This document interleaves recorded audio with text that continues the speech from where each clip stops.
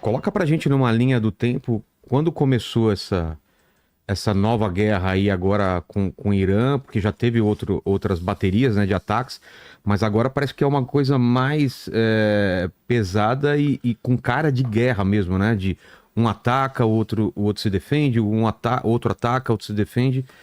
Nessa linha temporal, quando começou tudo isso? Então, se a gente for falar só dos últimos acontecimentos, realmente tudo começou na quinta-feira passada, na À madrugada, noite? na realidade, É. na madrugada de quinta para sexta, às 3 da manhã do horário de Israel. Justamente também o governo de Israel começou a atacar o Irã e também tocaram as sirenes em toda Israel para avisar que tinha começado uma nova guerra. Então, aí começaram os ataques, mas os ataques de Israel ao Irã, eles são ataques muito localizados a instalações militares e nucleares, porque essa guerra não começou agora na quinta-feira, essa guerra começou há 46 anos atrás, quando esse governo terrorista assumiu o governo do Irã, e eles realmente, desde então, buscam a destruição de Israel, e foi uma questão de ondas e vindas, indas e vindas. Então, a gente viu no ano passado o Irã bombardeando Israel 2 vezes, em abril e outubro. Então, quer dizer, é uma coisa que já vem de muitos e muitos anos, mas se intensificou de uma maneira exponencial desde a última madrugada de quinta para sexta, quando Israel realmente começou a bombardear instalações militares nucleares no Irã, e aí também o Irã começou a lançar baterias de mísseis balísticos contra Israel e drones também. E não é recente esse conflito, né? Explica direito pra gente, tá muito longe, mas Irã sempre usou o chamado proxy war, né? Usava de grupos terroristas para atacar Israel. E poucas são as vezes que foi uma guerra assim tão direta, Israel e Irã. Normalmente ele se escondia atrás de grupos que faziam trabalho sujo para eles, é isso? Exatamente, quer dizer, o objetivo do governo do Irã, e isso não é da população iraniana, é muito importante diferenciar os dois, mas Separar, o né? objetivo É. do governo do Irã é destruir Israel. Eles já falaram isso muitas vezes abertamente, dá para buscar isso na internet. Eles disseram: a gente vai destruir Israel. A questão é que Israel tem um exército extremamente forte. Se tu ataca Israel, Israel pode revidar. Foi exatamente o que está acontecendo agora. Durante 46 anos, o Irã nunca tinha atacado diretamente Israel, por isso Israel também nunca tinha revidado diretamente. E durante esses 45 anos, na realidade, o que eles fizeram, eles criaram o que a gente chama de o eixo do mal. Eles são um povo que a cabeça é o Khamenei, é o chefe, o líder, o Ayatollah do Irã, e eles criaram como um povo braços. Então, por exemplo, eles armaram o Hamas, para o Hamas fazer o massacre do 7 de outubro. O massacre do 7 de outubro foi orquestrado pelo Irã.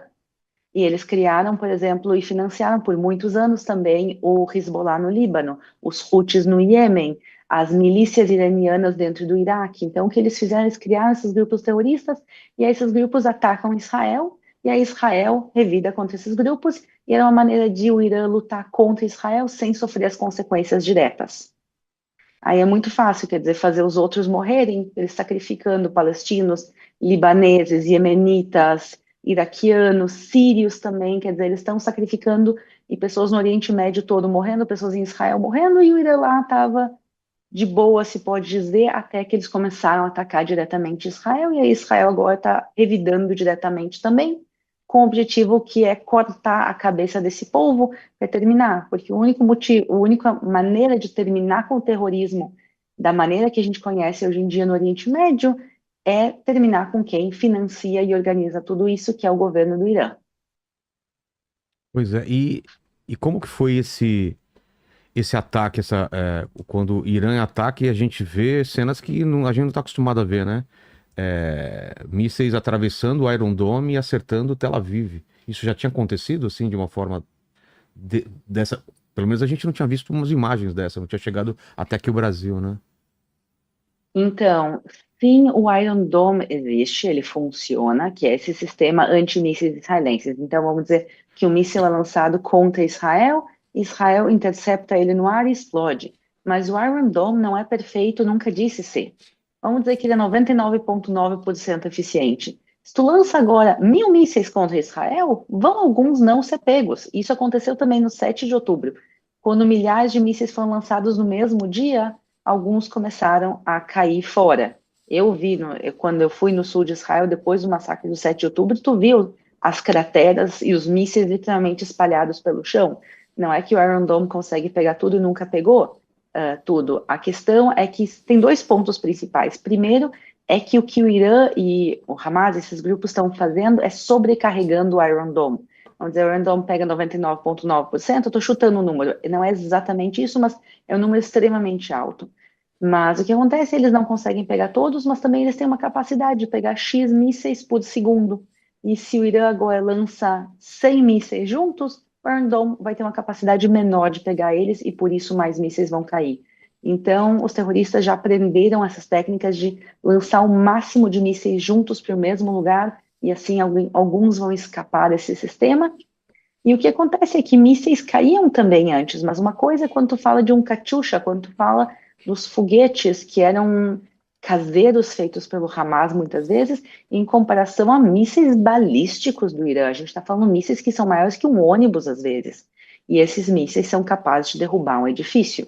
E por isso, das centenas de mísseis que o Irã lançou nesses últimos 6 dias, 20 deles caíram em território israelense, e parte deles em zonas habitadas, e destruíram edifícios em Israel, causaram danos terríveis e também mataram pessoas. A gente tem famílias inteiras, 2 famílias inteiras que foram simplesmente dizimadas por mísseis que caíram e também outras pessoas que faleceram nesses ataques. Então, o sistema não é e nunca foi perfeito, mas agora cada míssil balístico que cai é realmente uma desgraça que pode matar centenas de pessoas, e graças a Deus os números até agora são relativamente pequenos. Morreu uma família cristã árabe inteirinha, né? É. Que foi Morreram atingida. 2 famílias cristãs. Justamente as 2 famílias que eu me refiro, que morreram as 2 famílias, são famílias cristãs. Uma era uma Árabes. família cristã uma era uma família cristã árabe de Tâmara. Sim. A história é assim, olha, de plantar o coração. Era uma família, estava o pai com as suas filhas e mais a cunhada dele, se eu não me engano, estava lá na casa também, e o míssil caiu. Ele conseguiu salvar uma de suas filhas, mas as outras 4 mulheres da família morreram. Quer dizer, ele perdeu a esposa, as 2 filhas e a cunhada em uma questão de segundos. E eu vi as entrevistas que ele deu desde então, é realmente assim, ele fala delas com amor, com carinho, chama elas de flores. E realmente, tu vê por que o Irã fez isso, por que o Irã simplesmente tinha que destruir essa família. E a segunda família que faleceu também, que eram cristãos, eles são cristãos ucranianos. Sim, Era aqueles uma que. família de uma. Do menino que foi se tratar, né? É exatamente uma menininha que estava doente de leucemia Uhum. desde 2022. Ela tá com leucemia e por causa da guerra civil na Ucrânia, ela não estava conseguindo tratamento na Ucrânia. E por isso Israel ofereceu tratamento para ela, recebeu aqui tratamento gratuito em Israel.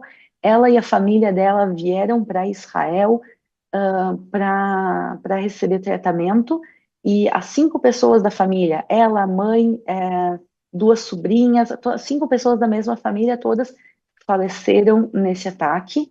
O ataque foi tão terrível que a mãe ainda não foi nem encontrada. A mãe se chamava Maria. O corpo dela até agora nem se sabe onde ele está dentro dos escombros. Se acredita, se pressupõe que ela morreu também, por isso ela é dada como morta. Porém, assim, é uma destruição. Enquanto isso, o pai dessa menina está na Ucrânia lutando, defendendo a Ucrânia. Então, eles acharam que vindo para Israel eles estariam mais seguros do que a guerra na Ucrânia, que eles teriam um atendimento médico melhor. E essa família de 5 cristãos também foi morta simplesmente pelo ódio dos iranianos. Fugiu do míssil E russo e morreu com o míssil iraniano.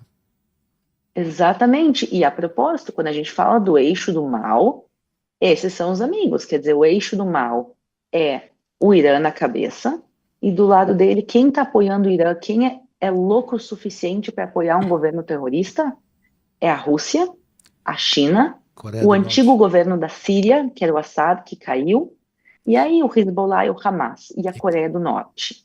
Quando tu loucura. olha todo esse time, tu diz assim, é esse time que eu vou apoiar. E por isso eu fico tão frustrada com as pessoas que tentam apoiar o governo iraniano e não a população iraniana, porque tu olha o eixo do mal e as pessoas não se dão conta que, assim, tu tá torcendo pelo eixo do mal, e justamente eles fugiram da Rússia, que é parte desse mesmo eixo, para vir para Israel, para ser atacado pelo aliado da Rússia, que é o Irã, e acabar falecendo aqui.